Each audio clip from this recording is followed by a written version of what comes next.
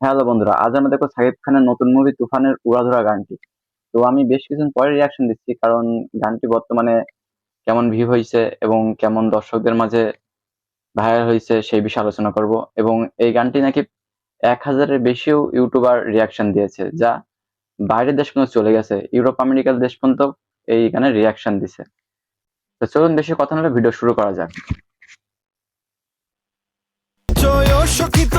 একটা জিনিস লক্ষ্য করেছেন কিনা জানি না, ক্যামেরা যে স্টেপে ঘুরাইছে, আসলে গানটি আরো মনে করেন যে দেখতে যেন সুন্দর লাগছে, যে পুরো একটা হিন্দি মুভি ফিল পানা।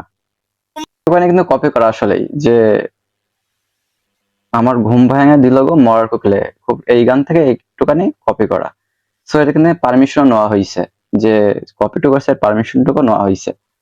সো এখন আপনারাই বলবেন যে বাংলাদেশের মনে হয় কোনো মুভি এভাবে মানে পুরো বিশ্বকে কাঁপায় তুলছে।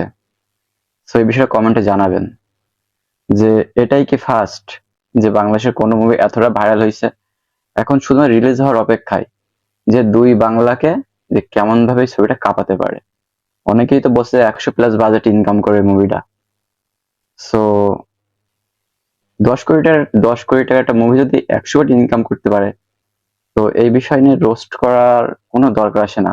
কারণ ইন্ডিয়ান ফিল্ম ইন্ডাস্ট্রি, তারা 100-200 কোটি টাকা ব্যয় করেছে ছবি নির্মাণ করছে।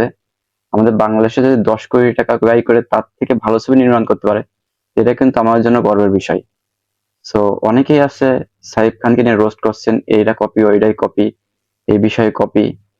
তো যেহেতু ঈদুল আজহায় ছবিটা মুক্তি পাচ্ছে, ছবিটা পুরোপুরি না দেখে আসলে এই বিষয়ে মন্তব্য করা ঠিক না।